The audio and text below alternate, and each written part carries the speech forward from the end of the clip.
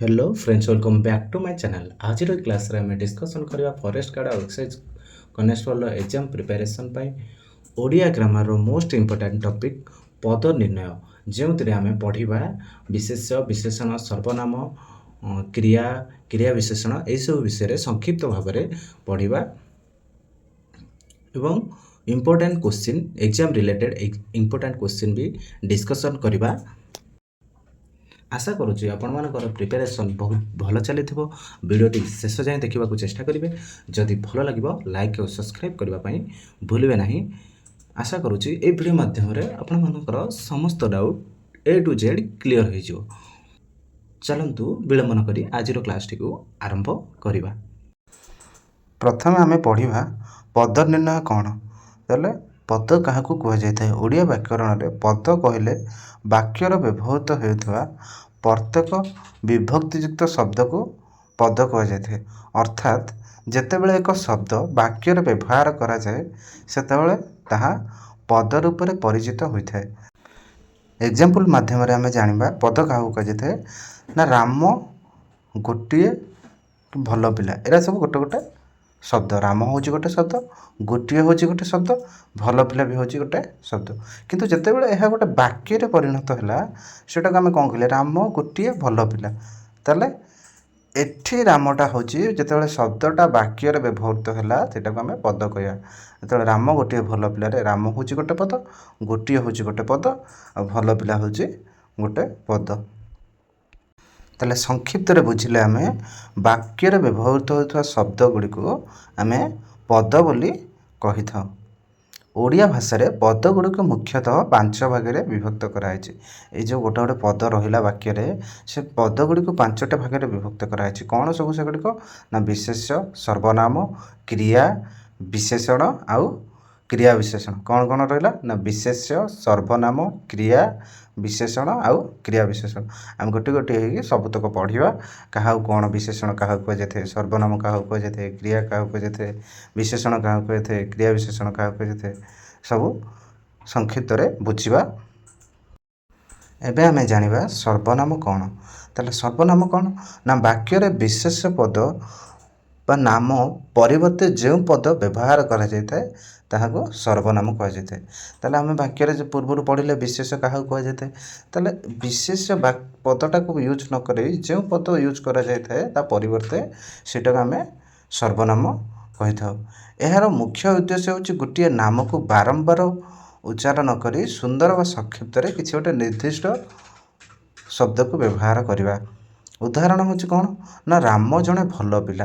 आम से कह राम जड़े भल पिला, राम सकालू स्कूल जाए, राम सकालू एटा खाए, राम बुले। तेणु ये कौन राम बारंबार व्यवहार कराऊँ। तेणु राम शब्दटी जेहेतु विशेष शब्द ताको बारंबार न व्यवहार करी ता बदल आम आउ किसी व्यवहार करवा जोटा को आमको शुणापी कंफर्ट लगे वाक्यटी संपूर्ण रूप से ठीक हो। तेणु आम से कौन यूज कर ना से प्रतिदिन स्कूल जाए आम से न यूज न करवा राम प्रतिदिन स्कूल जाए सेटा न कहीकि कहवा से प्रतिदिन स्कूल जाए। एठारे राम परिवर्ते सेर व्यवहार कराई। तेणु से एक सर्वनाम। मु तुमे आमे से माने जीए किए एगुड़िक हूँ गोटे गोटे सर्वनाम पद। आउ किसी उदाहरण देखा ना से जड़े महान पुरुष। ताले एठारे से हूँ सर्वनाम पद। सेमती मु प्रतिदिन विद्यालय को जाए ताले एठारे मु हूँ सर्वनाम पद। तुमे कौन मत चिन्हिछ ताले एठारे तुमेटा हूँ गोटे सर्वनाम पद। ताले सर्वनाम पद कहले कौन बुझे ना विशेष पद परिवर्ते आम जो पदर व्यवहार करें सर्वनाम कही था। थर्ड रे आमर आसला क्रिया बा भर्ब। ताले क्रिया क्या कहुए वाक्य क्रिया क्या कहुए ना जो पद द्वारा कौन सी कार्य करवा बुझाए ताको क्रियापद कह जाए। अर्थात कर्ता जहाँ करे ताको क्रिया कह जाए। यह वाक्य कौन घटुची बा करा जाउची ताहा सूचाई थाए। आम उदाहरण माध्यम बुझा क्रिया क्या कह जाए ना राम बही पढ़ुची। ताले राम ये कौन काम करुच्ची पढ़ुची। ताले पढ़ाटा हूँ ये क्रिया।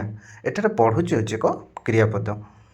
आउ किसी से भाया उदाहरण देखा ना खाए जाए पढ़े ये हूँ गोटे गोटे क्रियार उदाहरण। मु प्रतिदिन जलखिया खाए ताले मु कौन करुच्ची खाऊँगी। तेणु खाइबाटा हूँ एठारे क्रिया। कर्ता जहाँ करे सेटा हूँ क्रिया। ରାମ ପ୍ରତିଦିନ ବିଦ୍ୟାଳୟକୁ ଯାଏ। ତାହେଲେ ଏଠାରେ ଯାଏ ହେଉଛି କ୍ରିୟାର ଗୋଟେ ଉଦାହରଣ। ତାହେଲେ ଆମେ ପଢ଼ିଲେ ପଦ କାହାକୁ କୁହାଯାଇଥାଏ, ପଦର 5ଟି ବିଭାଗ ଭିତରୁ ବିଶେଷ୍ୟ କ'ଣ ପଢ଼ିଲେ, ସର୍ବନାମ କ'ଣ ପଢ଼ିଲେ, ତାପରେ କ୍ରିୟା କ'ଣ ପଢ଼ିଲେ। ଏବେ ଜାଣିବା ବିଶେଷଣ କ'ଣ। ବିଶେଷଣ କାହାକୁ କୁହାଯାଇଥାଏ ନା ଯେଉଁ ପଦ ଅନ୍ୟ ପଦର ଗୁଣ, ଅବସ୍ଥା, ସଂଖ୍ୟା କିମ୍ବା ପରିମାଣକୁ ପ୍ରକାଶ କରେ ତାହାକୁ ବିଶେଷଣ କୁହାଯାଇଥାଏ। ସରଳ ଭାବରେ କହିଲେ ଏହା ଏକ ବିଶେଷିତ କରୁଥିବା ପଦ ଯାହା ବାକ୍ୟରେ ଥିବା ନାମପଦର ବିଶେଷତାକୁ ବର୍ଣ୍ଣନା କରିଥାଏ। ଉଦାହରଣ ସ୍ୱରୂପ ସୁନ୍ଦର, ବଡ଼, ମିଠା।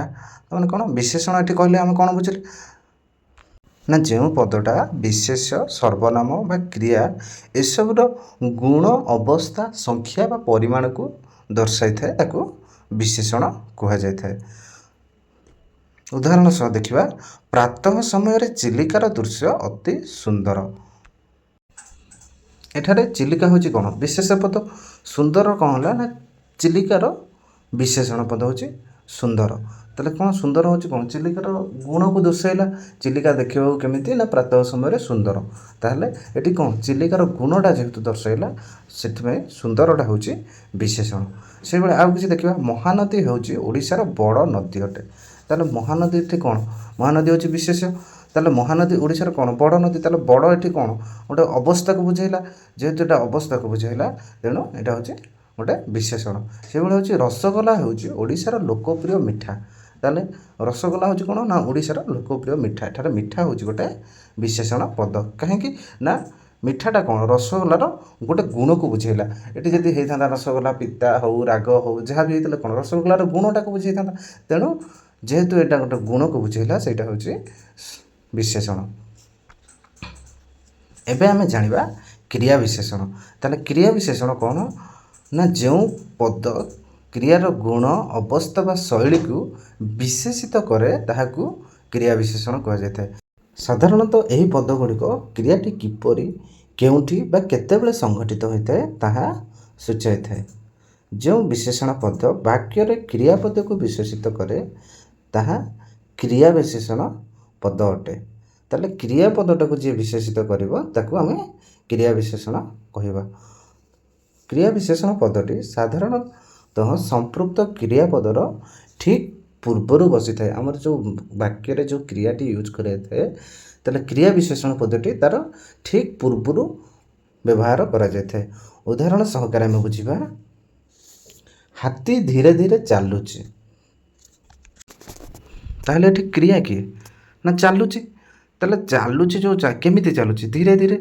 ଯେହେତୁ ଏଇଟା ଧୀରେ ଧୀରେ ଗୋଟେ ଅବସ୍ଥା, ଭର୍ବର ଗୋଟେ ଅବସ୍ଥାକୁ ବୁଝେଇଲା। ହାତୀ କେମିତି ଚାଲୁଛି ନା ଧୀରେ ଧୀରେ। ତାହେଲେ ଏଠି ଧୀରେ ଧୀରେଟା କ'ଣ ନା କ୍ରିୟାର ଚାଲିବା ଶୈଳୀକୁ ବୁଝାଉଛି। ତେଣୁ ଏଠି ଧୀରେ ଧୀରେଟା ହେଉଛି କ୍ରିୟା ବିଶେଷଣ। ସେଭଳି ଆଉ ଗୋଟେ ଉଦାହରଣ କ'ଣ ହେଲା ନା ସେ ଦ୍ରୁତ ଦୌଡ଼ୁଛି। ତାହେଲେ ଏଠାରେ ଦ୍ରୁତଟା ହେଉଛି ଗୋଟେ କ୍ରିୟା ବିଶେଷଣ। କ'ଣ ପାଇଁ ନା ଦୌଡ଼ୁଛି ହେଉଛି କ'ଣ ନା କ୍ରିୟା। ତାହେଲେ କ୍ରିୟାର ଅବସ୍ଥାଟାକୁ କିଏ ବୁଝାଉଛି ଦ୍ରୁତ। ତାହେଲେ କେମିତି ଦୌଡ଼ୁଛି ସେ ନା ଦ୍ରୁତ ଦୌଡ଼ୁଛି। ତାହେଲେ ଦ୍ରୁତଟା ହେଉଛି କ୍ରିୟା ବିଶେଷଣ। ସେଭଳି ଆଉ ଗୋଟେ ଉଦାହରଣ, ଦୀପଟି ମିଞ୍ଜି ମିଞ୍ଜି ହୋଇ ଜଳୁଛି। ତାହେଲେ ଦୀପଟି କେମିତି ଜଳୁଛି ନା ମିଞ୍ଜି ମିଞ୍ଜି ହୋଇ ଜଳୁଛି। ତାହେଲେ ମିଞ୍ଜି ମିଞ୍ଜିଟା ହେଉଛି ଏଠାରେ ଯେହେତୁ ଜଳିବା ପ୍ରକ୍ରିୟା ଅବସ୍ଥାକୁ ସୂଚାଉଛି ତାହେଲେ ମିଞ୍ଜି ମିଞ୍ଜିଟା ହେଉଛି ଏକ କ୍ରିୟା ବିଶେଷଣ। ବର୍ଷାରେ ତରତର ହୋଇ ଆସି ସେ ପଡ଼ିଗଲା। ତାହେଲେ ବର୍ଷା ସକାଶୁ ଯେହେତୁ ସେ ତରତର ହୋଇ ଆସିଲା ପଡ଼ିଗଲା। ତାହେଲେ ଏଠାରେ ତରତର ପଦଟି ଆସିବାର କାର୍ଯ୍ୟରେ କ୍ଷିପ୍ରତା ବେଗକୁ ବୁଝାଉଛି। ତେଣୁ ତରତର ହେଉଛି କ୍ରିୟା ବିଶେଷଣର ଗୋଟେ ଉଦାହରଣ।